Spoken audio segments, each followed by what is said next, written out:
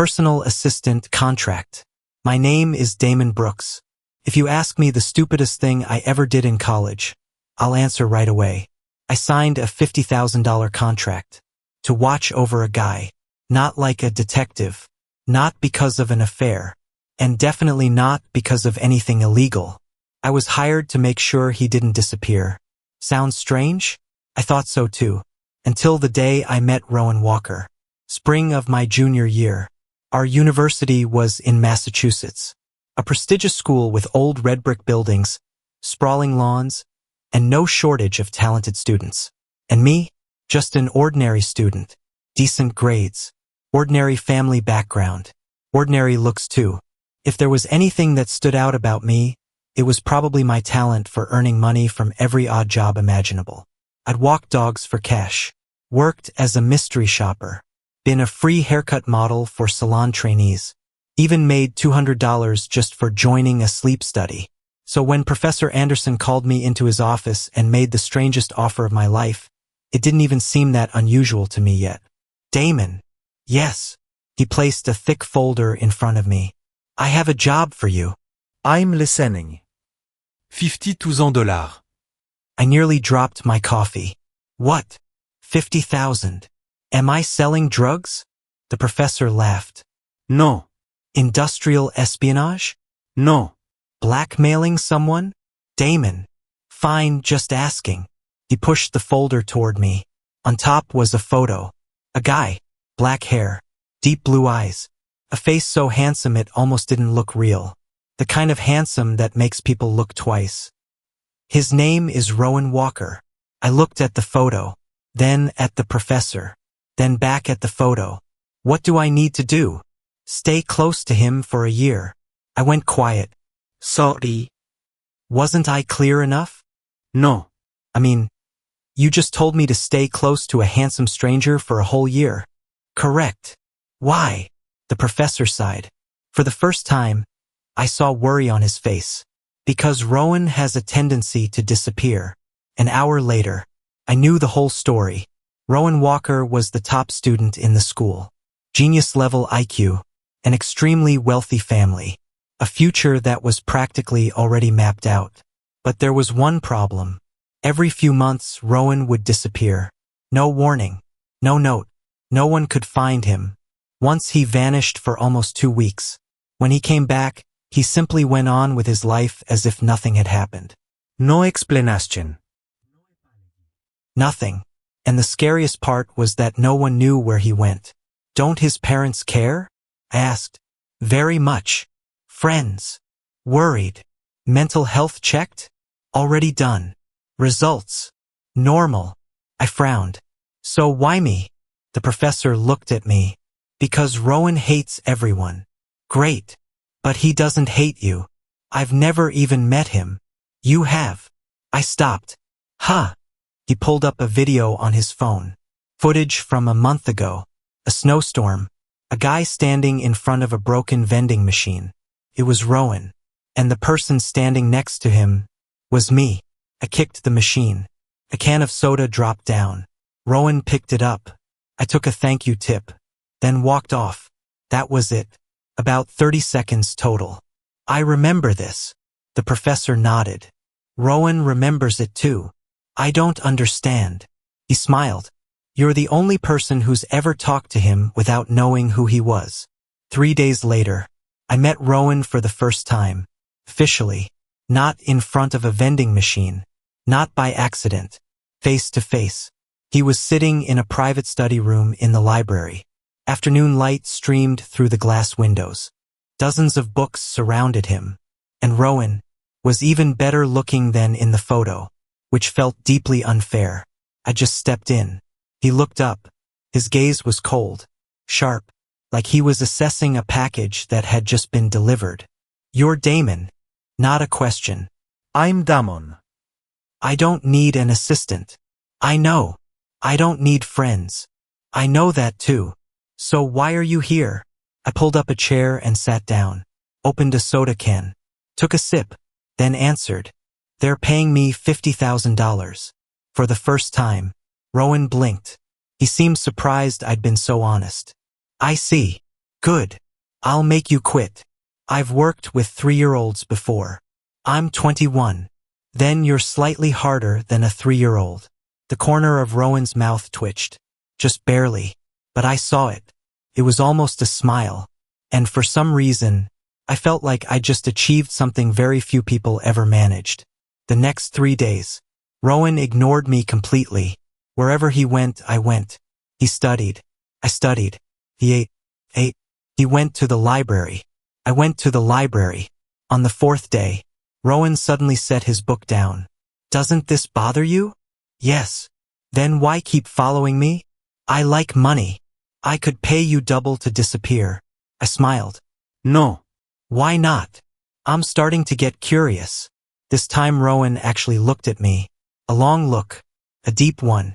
As if he were seeing me exist for the first time. Curious about what? I shrugged. Curious why someone who has everything keeps wanting to disappear. The room fell silent. Something shifted in Rowan's eyes. No longer cold. No longer distant. It was more like something had just been touched. A secret. A wound. Or a loneliness hidden too carefully. A few seconds later, he stood up. Come with me. Where? You want to know, don't you? I nodded. Rowan looked straight into my eyes and said the first sentence that would send my life down a completely different path. Tonight, I'll show you where I disappear to. I thought Rowan would take me to some secret bar, or an apartment somewhere outside the city, or maybe some bizarre place only eccentric geniuses frequented. But that night, he led me to the subway station.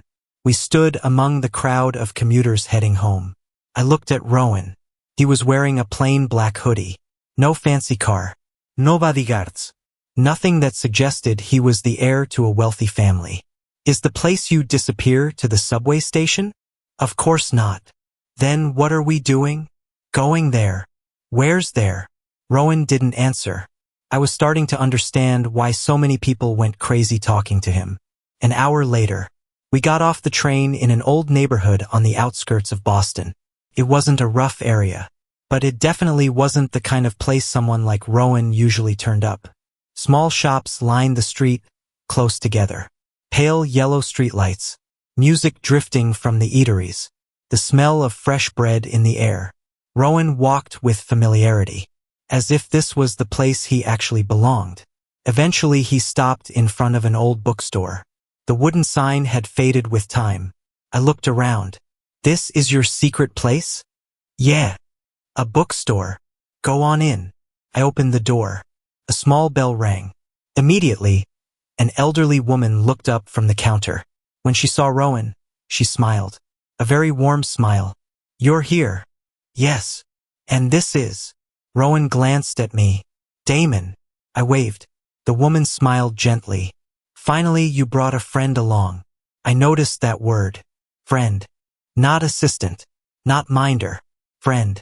For some reason, that made me feel warm inside. Over the next 2 hours, I gradually understood the truth. The place where Rowan disappeared wasn't a location. It was a different life. In this neighborhood, no one knew who he was. No one cared how rich his family was. No one knew the name of his father's corporation. People only knew Rowan. A guy who regularly came to help the bookstore stock shelves, carried groceries for the elderly, tutored neighborhood kids for free, sometimes fixed computers for the small shops. I stood outside the bookstore watching Rowan explain a math problem to a boy about 10 years old. The boy was grinning ear to ear. Rowan was smiling too. A smile I'd never seen at school. Not cold. Not distant. Not guarded. Completely different. I found myself staring a little longer than I should have. And I realized something. When he smiled like that, Rowan was really, truly beautiful. Beautiful enough that it was hard to look away. Why do you do this stuff? We were sitting on the back steps of the bookstore late that night. Rowan was drinking hot coffee. I sat beside him. The space between us was barely more than a foot. You still haven't answered me. Rowan looked up at the sky. I'm tired. Tired of what? Everything. I stayed quiet. At school, people look at me like I'm some kind of object. What do you mean? An opportunity. I don't understand.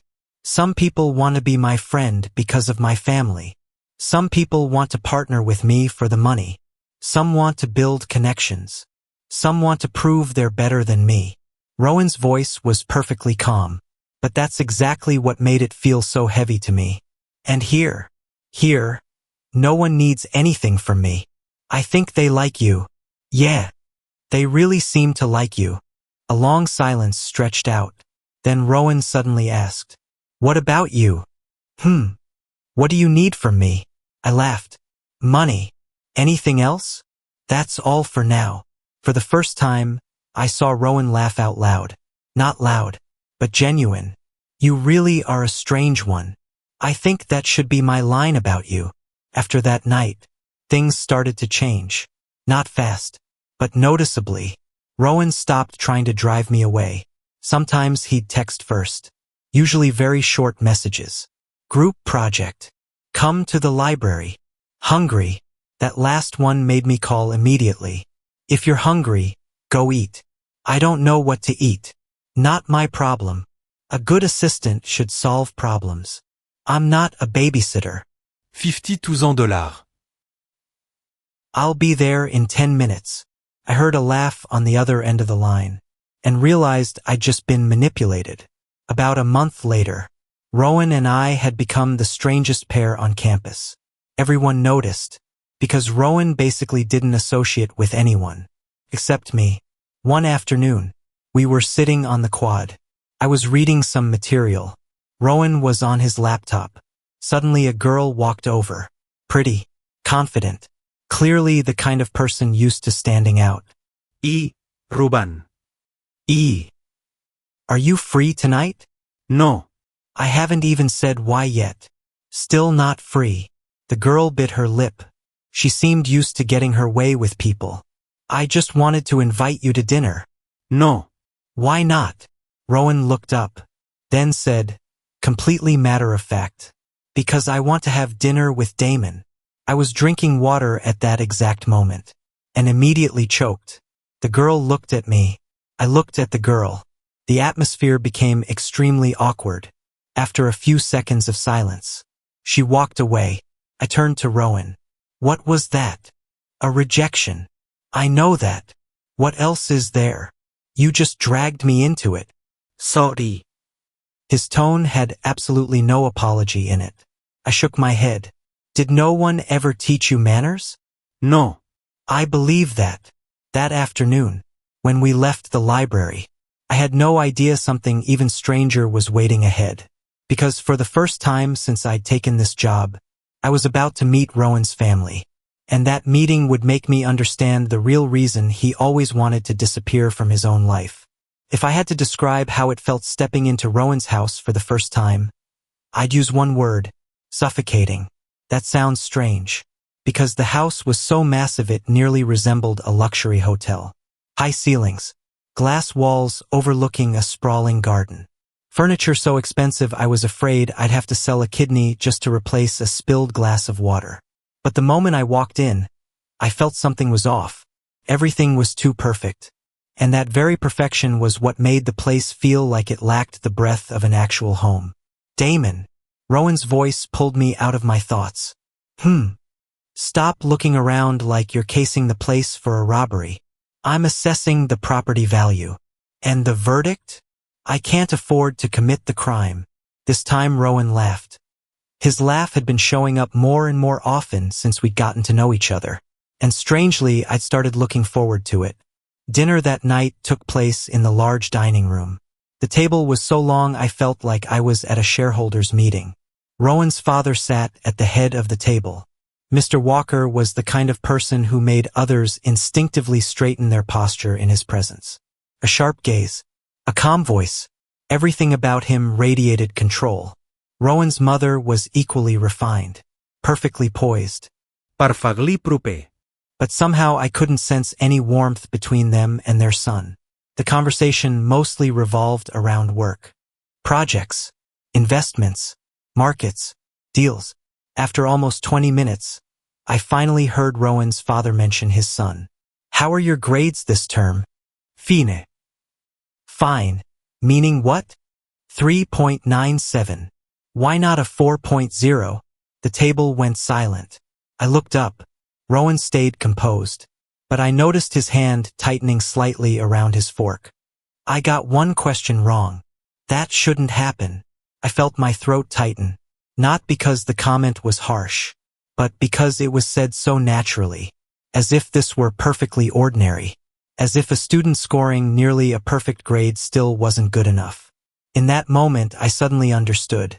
I understood why Rowan liked to disappear. I understood why he loved that little neighborhood with the old bookstore. I understood why that place made him smile so much. On the drive back to school, the car passed through streets lit with glowing signs. I sat in the passenger seat.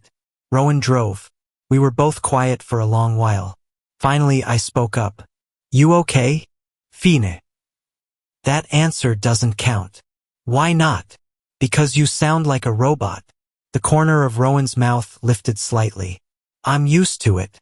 Used to what? Never being good enough. I turned to look at him. Outside the window, city lights swept across his face. For the first time since we'd known each other, I saw exhaustion in his eyes. Listen. I think you're really impressive. Rowan glanced at me. I didn't ask. I'm saying it anyway. Thanks. It was the smallest thank you I'd ever heard, but also the most sincere. In the weeks that followed, I noticed Rowan and I growing closer and closer. Close enough that people around campus started speculating. Some thought I was his secretary. Some thought I was a relative. Some even thought I worked for his family's corporation. Only I knew the truth. I was still his assistant, at least on paper. But in reality, everything had changed. Changed a lot. One night in late October, I was studying in my apartment when my phone buzzed. A text from Rowan. Damon. What? Come outside. I'm studying. Come outside. Why?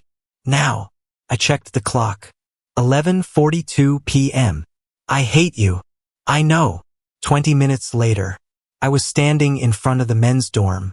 Rowan was waiting by a black car. What's going on? Come with me. Where?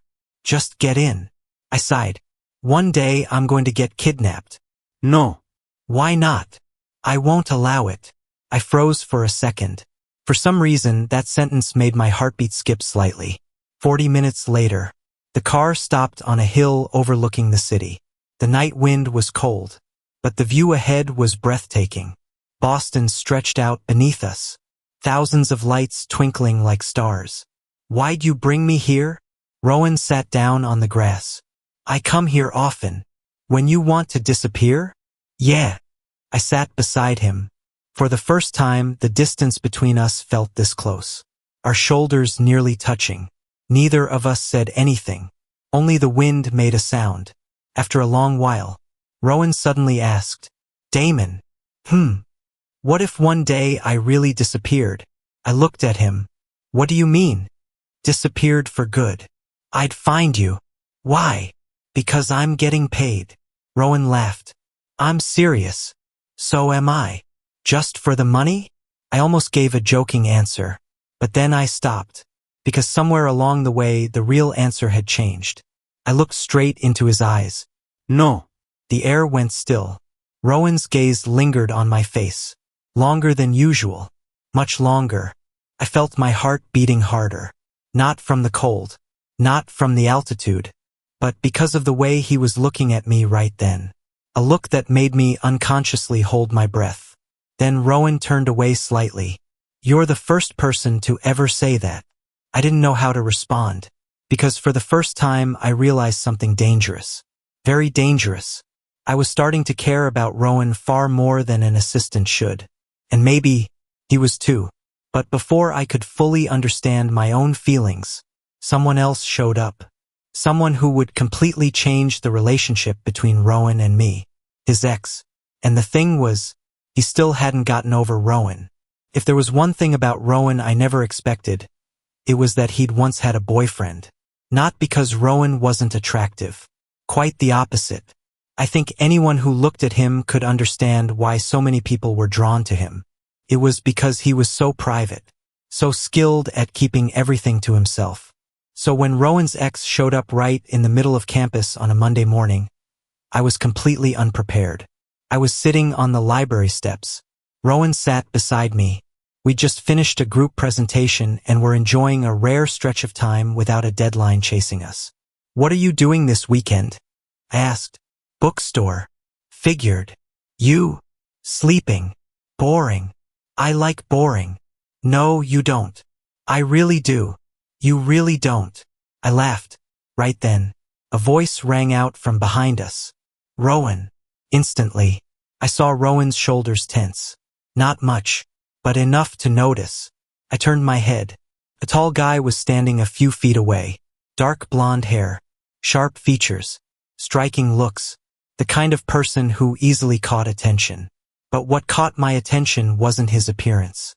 It was the way Rowan was looking at him. A very different look. Not cold, not distant, more like he'd just seen a memory he didn't want to face. "Lucas," Rowan said. I blinked. Ah, so this was the ex. I didn't know how things had ended between them, but I could guess it hadn't been simple.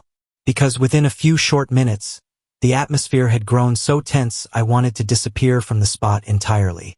"How have you been?" Lucas asked. "Fine." "I heard you're still here." "Yeah. I thought you'd transfer." "I'm not transferring." A pause. Lucas looked over at me. "And this is Damon." "I know." I immediately sensed something was off. "Am I that famous?" Lucas smiled thinly. "Hard not to know." I looked at Rowan. Rowan looked at Lucas. Neither explained anything. Great. I hated being the only one who didn't understand what was going on. After Lucas left, I turned to Rowan. "That was your ex?" "Yeah." "You never mentioned him." "I don't like talking about it." "Because you still have feelings?" Rowan looked at me sharply. "I didn't say that." "You didn't deny it either." He went quiet. I didn't know why, but that silence made my mood drop. Irrationally, I had no right to be jealous, no right to feel upset, no right to care about Rowan's romantic history. At least that's what I kept telling myself. But feelings don't always listen to reason. In the days that followed, Lucas started showing up more often. Too often. I ran into him at the library, the dining hall, the study areas, even the old bookstore. What was strange was that Lucas always managed to find Rowan, as if he knew exactly where Rowan would be. One afternoon, I was helping the bookstore owner restock shelves. When I turned around, I saw Lucas and Rowan standing outside the door. They were speaking very quietly. Couldn't hear clearly. But from Rowan's expression, I knew the conversation wasn't pleasant. A few minutes later, Lucas left. Rowan walked in. I pretended to keep arranging books. "Damon." "You're not going to ask?" "Ask what?" "Lucas." I shrugged. "I don't like prying into other people's business." That was a lie. I desperately wanted to know, but I didn't want to seem too invested. Rowan looked at me for a few seconds, then unexpectedly sat down beside me, close enough that our shoulders brushed. He was my first love. I froze, not because of the information itself, but because of how Rowan said it. Calm, direct, without any defensiveness, as if he genuinely wanted to share. First loves are always hard to forget. I used to think so. And now, Rowan looked toward the window. Not anymore. I didn't understand why that made me feel relieved. That night, on the walk back to school, we crossed the nearly empty campus. The early winter wind made the air colder than usual. I zipped up my jacket. Rowan walked beside me. Neither of us said anything, until he spoke up. "Have you ever liked someone?" I nearly tripped. "Why are you suddenly asking that? Just answer." "Yes." "Who?" "I'm not obligated to report that." "Yes, you are." No. "Yes." No. Rowan laughed. I'd noticed lately that he laughed much more than before, and most of those times happened when he was around me. That thought warmed something in my chest in a way I couldn't quite explain. "What's their name?" Rowan asked. "I'm not saying." "Are they good looking?" "Yes." "Do they like you back?" "I don't know." You haven't asked? I'm not insane. I think you're pretty insane. I think you're even more insane. This time Rowan laughed for real. The sound rang out across the empty street, and I realized just how much I loved hearing it. But that happiness didn't last long. 3 days later, I got a phone call. It was Lucas. I had no idea where he'd gotten my number, but that no longer mattered after what he said. Damon, what's going on? I think you should know. Know what? A pause. Then Lucas sighed. Rowan's about to drop out. I froze completely. What? I'm serious. That's not possible. I've known him longer than you have. Lucas's voice turned serious, and I recognized the signs. My hand tightened around the phone. What do you mean? Rowan wants to disappear again. My heart suddenly pounded, because in that instant, I remembered the question on the hilltop. What if one day I really disappeared?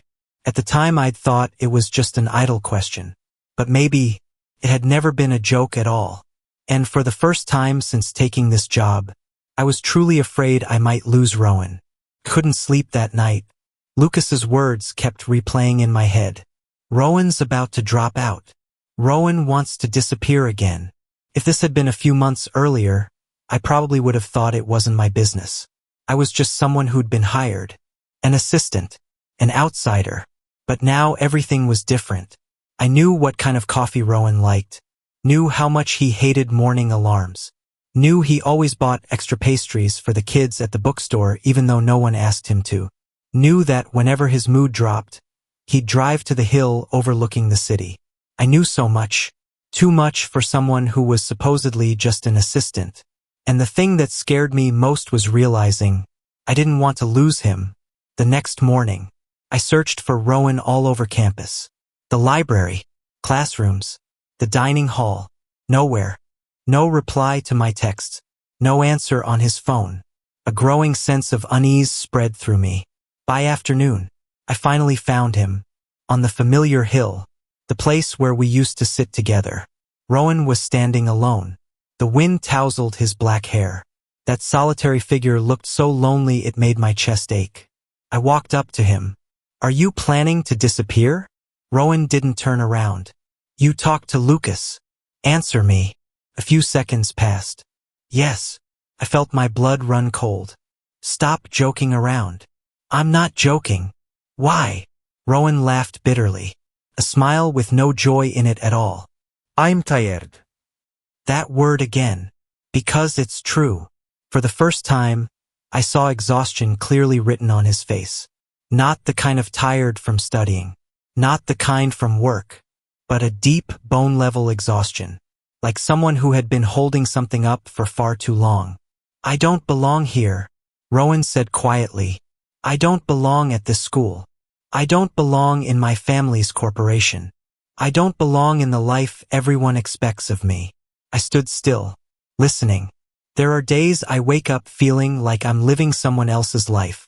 Have you ever told anyone this? Never. Why not?